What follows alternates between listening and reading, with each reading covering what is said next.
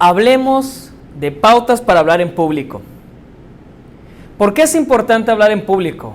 Bueno, el día de hoy muchas empresas están invirtiendo bastante dinero en hacer que su personal hable más y mejor en público.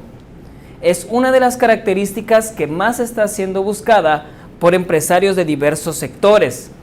Además, te permitirá en todo caso exponer tus puntos de vista o tus ideas de manera más clara. Inclusive, puede ser tomado como referencia por muchas empresas para que a sus trabajadores los capacites, los motives o los instruyas en algún tema de carácter procedimental o empresarial.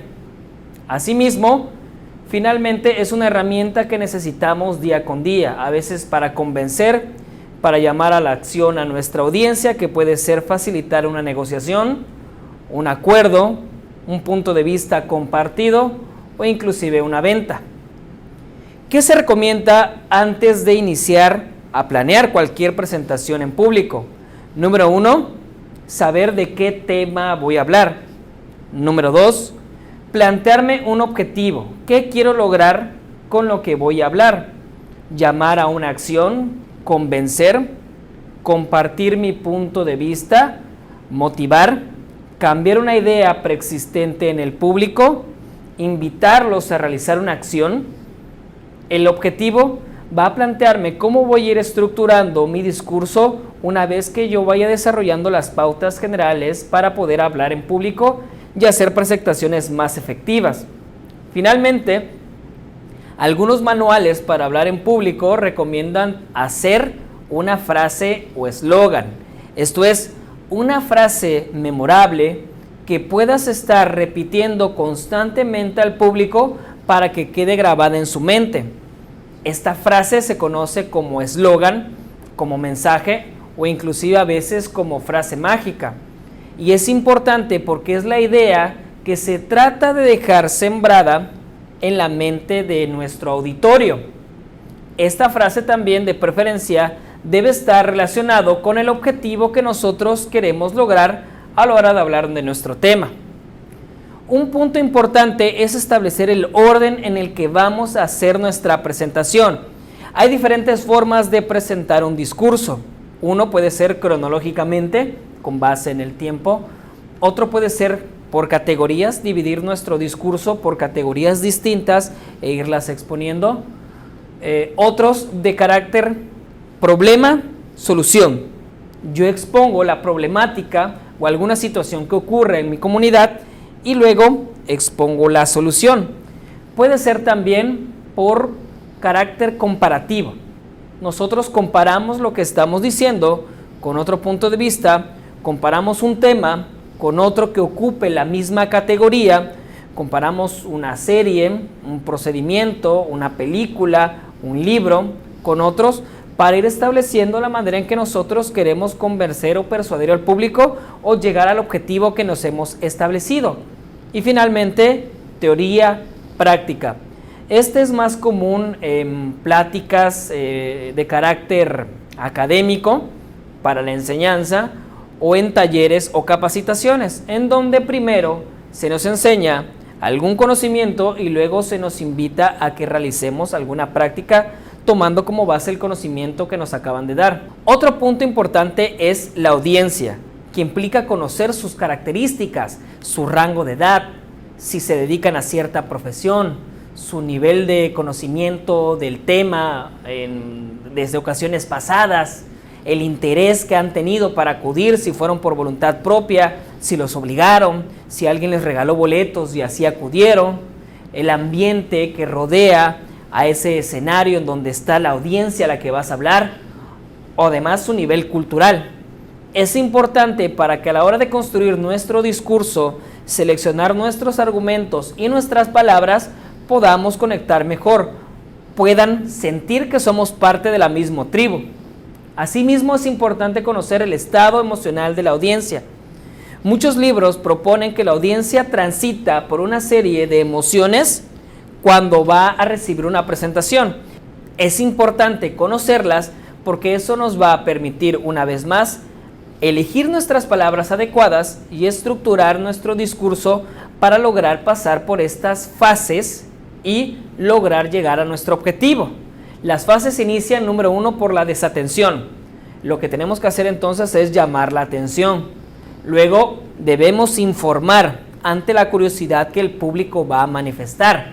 Luego, después de habernos escuchado, va a tener cierto grado de duda, por lo cual nosotros debemos comprobar, ya sea con experiencias propias o de alguien más. Y finalmente, hacer un llamado a la acción, animar a ese público a que finalmente haga algo. Es nuestra oportunidad de cerciorarnos de que nuestro objetivo se cumpla. La vestimenta es muy importante. La vestimenta tiene un valor simbólico. Las texturas, los patrones, el color, la calidad, el material. Es importante que nosotros conozcamos cuál es el valor simbólico de todos estos elementos y elegir adecuadamente colores, patrones, texturas, formas, pliegues, la talla adecuada para que fortalezcan el mensaje que queremos dejar en claro, para que sea coherente con el mensaje o el tema que estamos dando y finalmente para lograr tener esa empatía que estamos buscando tener con la audiencia. También es importante prever condiciones climáticas. Esto hará que tal vez nosotros cambiemos un poco la manera que nosotros hayamos elegido para vestir y quizá integrar algunos elementos como chaleco, bufanda, suéter o algún otro que nos ayude a protegernos de las inclemencias del tiempo. Una vez que nosotros hemos tenido claro los principios, las bases, el orden y la vestimenta, iremos al inicio. ¿Cómo vamos a iniciar una presentación? Lo primero que tenemos que hacer es llamar la atención. Iniciar con una frase que llame la atención del público. Existen varias formas de iniciar una presentación. Las clásicas, que generalmente son con una pregunta, son con una frase célebre de algún otro autor, con alguna cita de algún texto. Existen las sentimentales, en donde nosotros podemos iniciar con algún chiste, podemos iniciar de manera alegórica, tratándole de contar al público una anécdota que dé miedo, o inclusive podemos intentar hacernos enojar para rápidamente cambiar el discurso y llevarlos a la parte que a nosotros nos interesa dentro de la estructura que elegimos y el objetivo que queremos alcanzar. Hay también otras formas de iniciar, que es como con apoyos, con música, con un video, con algo para mostrar. Eso también puede servir para iniciar llamando la atención. Y finalmente hay muchas otras formas de iniciar, con un cuento, con una historia, con una predicción, con un flashback. Todos estos recursos nos pueden servir para llamar la atención del público en un primer momento e iniciar nuestra presentación. Durante el contenido tenemos que prestar atención a nuestra voz. Nuestra voz tiene diferentes inflexiones, matices, alcanza diferentes volúmenes y tonos. Es importante que si no sabes, puedes acercarte a alguien que te ayude a practicar la forma de cambiar el volumen o el tono de voz, que incluirá algunos ejercicios de dicción, de relajación, incluso habrá quizás hasta dinámicas en las que recordaremos aquellas épocas en donde éramos niños y jugábamos a ponerle voces a nuestros juguetes. Recordar que todo eso es parte de los alcances de nuestra voz y que además son muy útiles a la hora de hacer presentaciones. Como el valor simbólico de la ropa, la voz en su volumen, en su tono, en su intensidad, también tiene un valor simbólico. Y todo esto se puede tratar de usar a nuestro favor para reforzar nuestro mensaje y nuestro objetivo. Hay que tomar en cuenta el lenguaje corporal, que incluye la posición corporal. Tener en cuenta cuáles son las posturas alfa y que ofrecen mayor seguridad a la hora de estar transmitiendo un tema. También estará la proxémica, que es la forma en que nosotros establecemos la relación con otros individuos a través del espacio que tenemos a nuestro alrededor. Es el manejo del espacio, nuestra proximidad. Ahora vamos a ver unos pequeños ejemplos, pero es importante tenerlo en cuenta, así como el contacto visual. Déjame hablarte un poco de la proxémica. Aquí tenemos un ejemplo de un escenario. Lo tenemos numerado: 1, 2, 3 y 4. Un individuo generalmente iniciará desde la posición número 1 y lo correcto será avanzar hacia la 2, regresar a la 1, avanzar a la 3, regresar a la 1, avanzar a la 4 y regresar. De ahí podrá hacer algunas variaciones, como acudir del 3 al 4 y luego al 1, del 2 al 3 y luego al 1, siempre tratando de no darle la espalda al público. La intención de visitar todos estos lugares en un escenario es crear la impresión de cercanía, como nosotros la tendríamos con cualquier persona si estuviéramos hablando con ella. En cuanto al contacto visual, hay diferentes formas, dependiendo del escenario. Si el escenario es pequeño, nosotros podemos hacer un recorrido visual por filas de derecha a izquierda, tal como lo vemos en la ilustración. Si ya hay más público, lo que se recomienda es como hacer círculos, es decir, agrupar al público mentalmente y hacer nuestro recorrido visual de izquierda a derecha o de derecha a izquierda, tratando de abarcar en algún momento a todo el auditorio. El contacto visual es importante porque hace que nosotros expresemos esa sensación que tenemos cuando hablamos con una persona a la que vemos a los ojos, de que estamos conectándonos, de que prestamos atención a cómo está recibiendo la información y que a su vez él está poniéndonos atención a nosotros. Va a haber escenarios a la hora de hablar en público en donde habrá cámaras. Para esto será importante informarse antes con el organizador o los organizadores del evento para que te indiquen dónde están las cámaras. Es importante que destines cierto tiempo a hablar directamente a la cámara, porque si alguien ve el video va a ser la forma en que va a sustituir ese contacto visual que pudiste haber tenido con él o con ella en un auditorio, pero a través de la lente de una cámara. El cierre. El cierre juega un papel importante en las presentaciones. Es lo que el público va a tener más a la mano para evaluar lo que has dicho. Hay diferentes formas de cierre, en donde una persona puede hacer un resumen, puede acabar también con alguna cita textual, así como la inicia.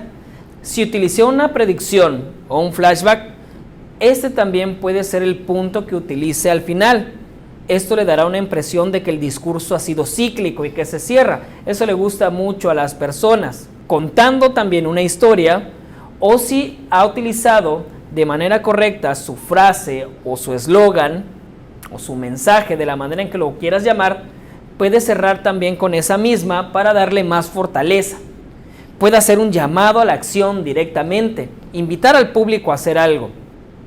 Puede, por otra parte, incluir algunos aspectos reflexivos, como hacer una pregunta que generalmente el autor no espera que sea respondida, sino que se las deja al público para que se quede pensando. Es importante separar el cierre del resto de la presentación con un espacio, que podrían ser de 2 o 3 segundos, para que la gente vaya entendiendo que el cierre se va perfilando. Se aceptan algunas expresiones como y para finalizar y para cerrar, y luego tener preparado lo que se va a decir a continuación. Es importante también tener en cuenta la sesión de preguntas y respuestas. A veces no habrá, pero uno debe ponerse de acuerdo con el organizador si esta dinámica existirá. Y hay que prepararse principalmente con una lista de preguntas que podrías esperar que te hicieran y tener ya definido lo que se va a contestar. Trata de que esta última sesión de preguntas y respuestas sea una invitación a lograr tu objetivo. Es decir, puedes llamar a la gente a la acción que has elegido utilizando a tu favor esta sesión de preguntas y respuestas. Puedes también además comprobar si ha quedado clara la información que tú has dicho al evaluar el tipo de preguntas que te hacen. Y finalmente, una oportunidad para conectar una vez más con el público con el que estás tratando. Para la preparación debes tener en cuenta el tema, que es de lo que voy a hablar, el objetivo que quiero lograr, el mensaje, que es lo que quiero que la gente recuerde principalmente de lo que estoy diciendo. El mensaje puede ser una frase compuesta de no más de 15 palabras, aunque lo ideal sería entre 8 y 12. Recuerda darle una estructura, un orden. Recuerda además que debes de conocer lo más que puedas a la audiencia y recuerda que la vestimenta tiene un valor simbólico. Trata de conocerlo, de conocer los códigos que se transmiten por los diferentes elementos de la vestimenta y trata de utilizarlos a tu favor. Recuerda que puedes iniciar o debes iniciar una presentación llamando la atención. Usa una estrategia para iniciar la presentación con alguna frase poderosa, algún dato estadístico, con algún hecho, alguna historia, una predicción, un flashback, algún apoyo, una frase célebre. Recuerda que tu objetivo es convencer y para convencer debes informar y luego comprobar lo que estás diciendo. Utiliza a tu favor el lenguaje no verbal y el manejo de la voz para lograr esta persuasión en el público a través de elementos paralingüísticos y no verbales principalmente. En el cierre, recuerda animar, llamar a la acción y no olvides preparar la sesión de dudas y comentarios si hay alguna en el que el público vaya a intervenir. Toma en cuenta estas recomendaciones en general para mejorar tus presentaciones. Recuerda que el objetivo es dejar un mensaje claro y lograr que las personas tomen alguna acción luego de que te hayan escuchado.